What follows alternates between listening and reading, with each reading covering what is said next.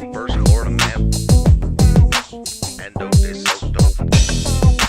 First Florida man, was Hernando. This so won't you so loco? Show off your photos, throw out your Twinkies, throw up your ho-hos, tuck in them pinkies. Them shits a no-no. The first Florida man was Hernando de Soto. Brought to my attention by the man with the mojo. My 8 subscriber, I'm a bagoso. Jump in them sinkies and dump them mimosos. The first Florida man was Hernando de Soto. First Florida man was Hernando de Soto. First Florida man was Hernando de Soto. Hello, everybody, and welcome to the show. I have a very special guest with me here tonight. His name is Doc Lanau. Do I say it right? Lanau? It's actually Lanu. Lanu. So I've just been mispronouncing it for literal years at this point. Yeah, quite honestly. Yeah, quite honestly. That's how long I've known Doc. Doc Lanau, who does an awesome show on Saturdays where they compare like Florida and Australia, which, by the way, have a lot of similarities. Animals that want to kill you, crazy people, you know. Yeah. Well, I mean, I like to say it's whatever suits my fancy that day. Yeah. So, in fact, I got an interesting one coming up on this Saturday. We're going to be, I'm going to write a not so politically correct email and use ChatGPT to make it. To see if they can make you politically correct. Well, yes. And awesome. I do encourage people to show up for that one because I'm not saying the email is supposed to be for anyone in particular, but but if there's any similarities, it's just purely coincidental. That's all I'm going to say. Gotcha. So today, the reason why we're here today, so Jeffrey Manchester, I covered years ago, like before Channing Tatum probably even knew who he was, right? And after I covered him, then I found out maybe a year after that, 6 months to a year after that, that they're making a movie about the case that I had just covered. And I'm like, oh, that's interesting. I can't wait to see that movie. And then just recently, the movie came out in October. So it's now available to watch online. So let me give you the brief backstory if y'all haven't seen those episodes, on my channel or know what the story's about. And then we're going to watch the movie now. We're going to turn off YouTube when we start the movie. So you need to go over to Rumble. You can go there now. There's people there. I see them. Say hi in the chat, Rumble folks. Say hi in the Rumble chat. And I'm going to put the Rumble link in the chat right now. Copy. Paste. And then once this is done, it's not going to be online anymore. I just wanted to hang out with you guys and watch the movie because I've been covering this case for years. So Jeffrey Manchester is a dude. Oh, Doc, let me ask you.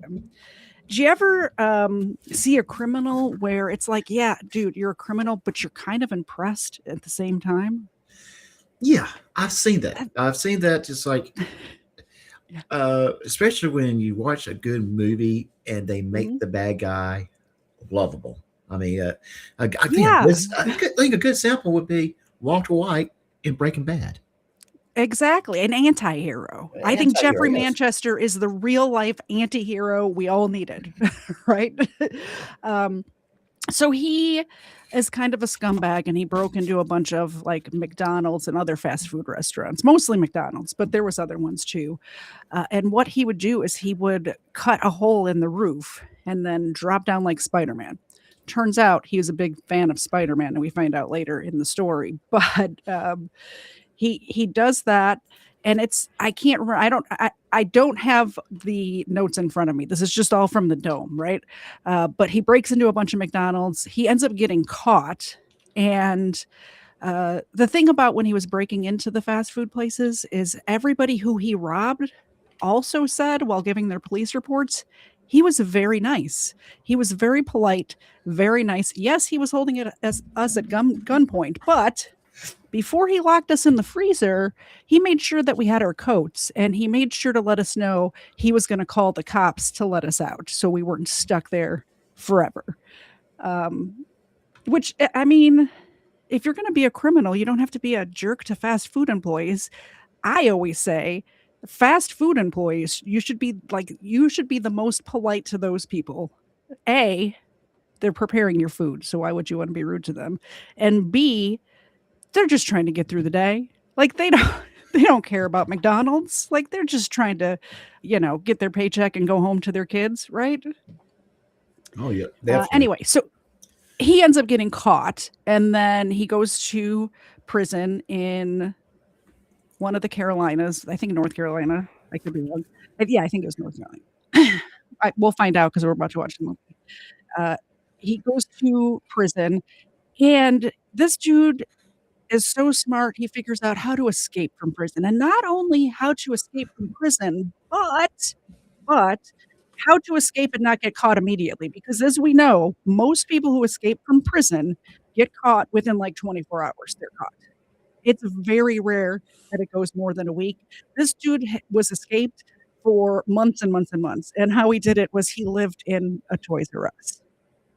And the reason we know he likes Spider-Man is because when they found his little hidey hole in Toys R Us, he had put up a Spider-Man poster. He had Spider-Man sheets on his little bed. This is a grown man, by the way. So I think did I cover it pretty well? Is that pretty much?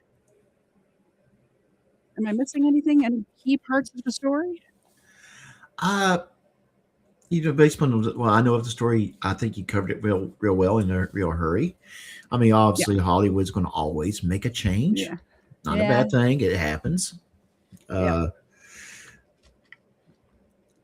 have to say, when I went to the theater to watch this movie, just because the story was kind of near and dear to my heart, because it's one of those that I covered before everybody. Like now you can go on YouTube and everybody's covered it because the movie came out, but I covered it way before that. So it was a little near and dear to my heart. And so I went to the theater to see it. And that was the first time I had been to a theater in years. And I'm telling you what, I can do without movie theaters in my life.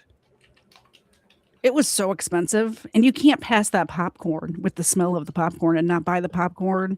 And then, of course, you need a soda because the popcorn's salty, and it was a lot. It costs way too much, is what I'm saying. All right, so I'm about to turn off YouTube because we're going to watch the movie. If you are not already on Rumble, what are you doing? I see several people chatting on YouTube right now. Get over to Rumble. YouTube is about to be gone. I just put the link in the chat. Get over there now. Bill, Cerebral Tackle, Erica, who else? I'm not sure who else is. I think a News Now enemy. Get to Rumble. Jonathan, I see you there. Hopefully you're over on Rumble. It looks like there are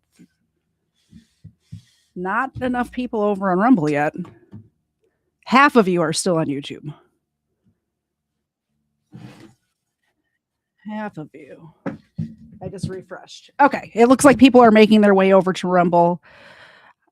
Okay, people are now on Rumble. Perfect. All right, goodbye, YouTube. We will see you at 8:00 p.m. Eastern tonight for an episode of Booze and Body Cams with my co-host Kfar. Looking forward to that. But for now, goodbye.